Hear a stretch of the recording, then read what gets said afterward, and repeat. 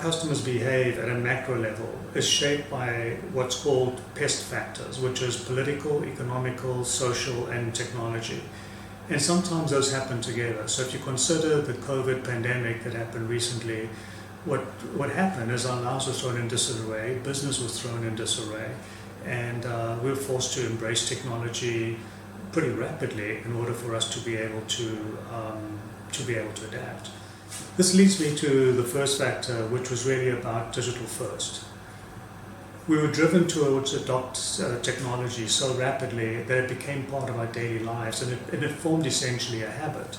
And so now we think nothing of going to technology first, wherever we go to get our information about the web or conduct business with the companies that we choose to interact with, because it's a lot more convenient for us. And so the digital first now has become ingrained in our habit, and that's what's driving the adoption, because that's where customers are. The second biggest factor is really around personalization. Personalization has been around for a long time. We've spoken about one-to-one marketing, but getting that one-to-one marketing done is very, very, very difficult, especially when you consider that each of us are individuals with our own needs and preferences. Creating content at that scale is going to be incredibly difficult. But we have the tools available for us today.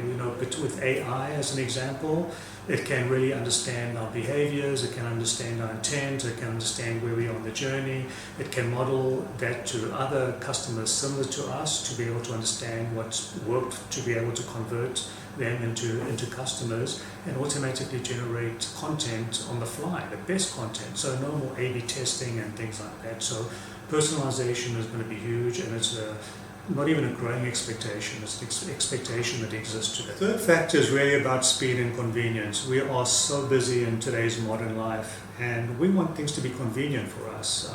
As humans, we are predisposed to do as little as possible. Think about it when you go to a mall. You want to park as close to the front door as possible, right?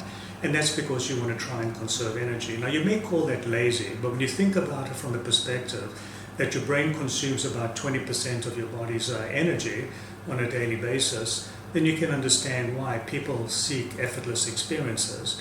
And if you don't provide your customers with that type of experience, they will simply take their business elsewhere because it saves them energy. The other factor is, of course, the drive for omni-channel. As a customer, I want to be able to engage with you in the channel that I choose at my time and place.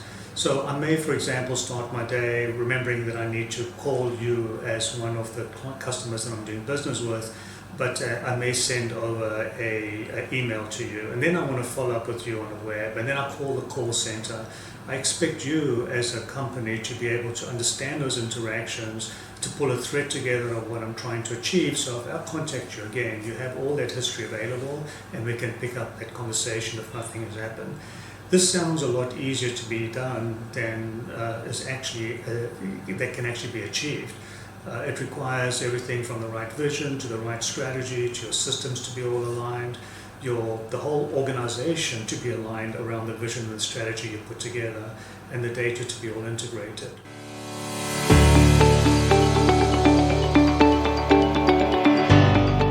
I think it's important to start by talking about why AI is such an important use case in marketing.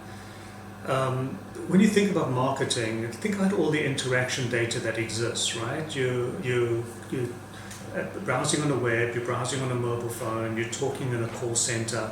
All this is interaction data and history, and also the sentiment of how you're feeling. And all that information is necessary to be able to understand how your customer is feeling and to determine the best way to engage them moving forward.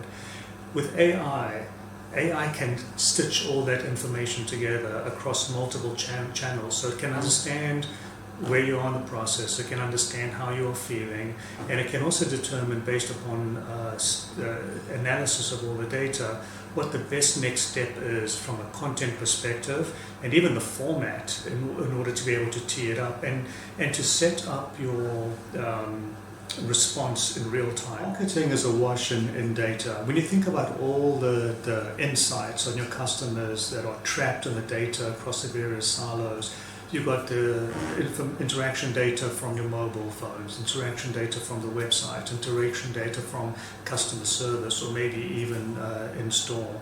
And there is a lot of wealth of information that is trapped in that data.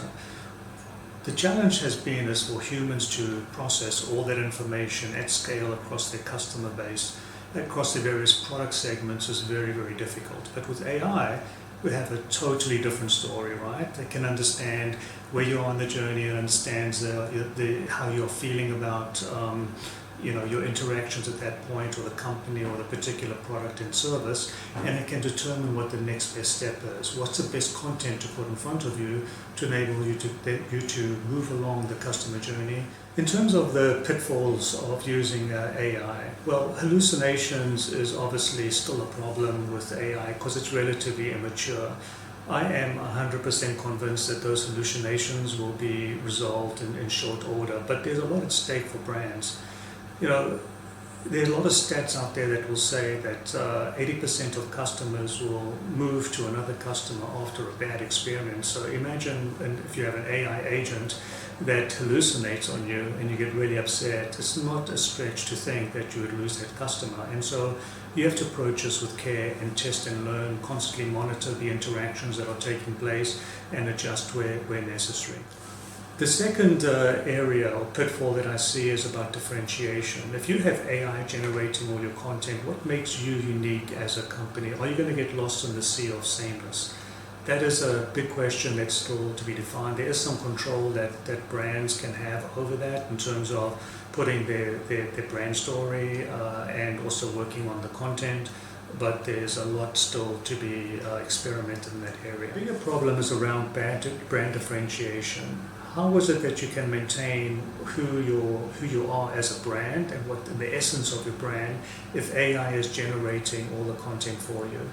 There are techniques for you to be able to do that, but can it really capture the empathy that you as a human have in marketing versus an AI generated content? That remains to be seen as to whether you lose your differentiation or not.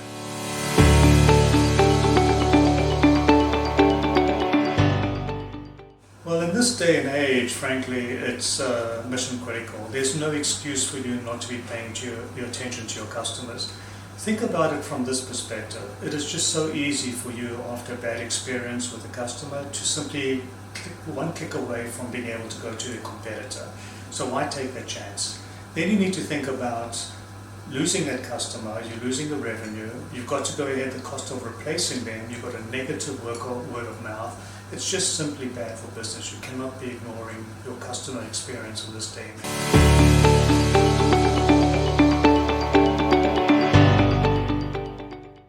What we find is that each client has their own unique set of challenges, so our approach is inherently consultative. We take the time to work with them to understand their business goals and objectives, where they are on their customer journey, and then we start to craft a solution for them.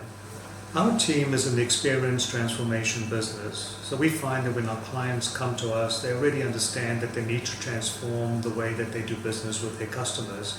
And of course, it's our job to help plot the path to get there. One of the hardest challenges that clients face is reimagining that experience themselves.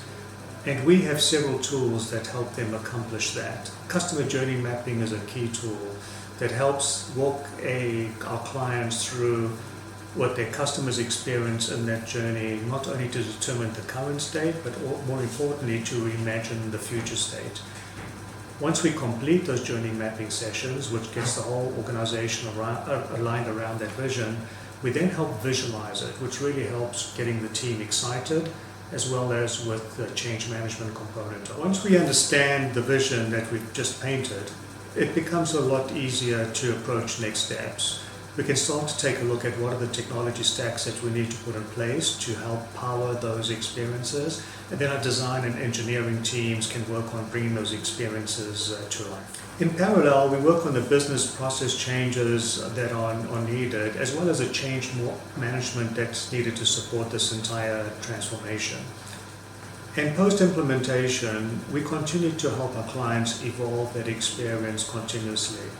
At Synoptic, you will find that we are the last experienced transformation customer you will ever need. The first area is talent and expertise. Our clients benefit from the 3 decades of expertise that we've had working together with mid-market and Fortune 250 clients, creating transformative customer experiences that have driven business results for them.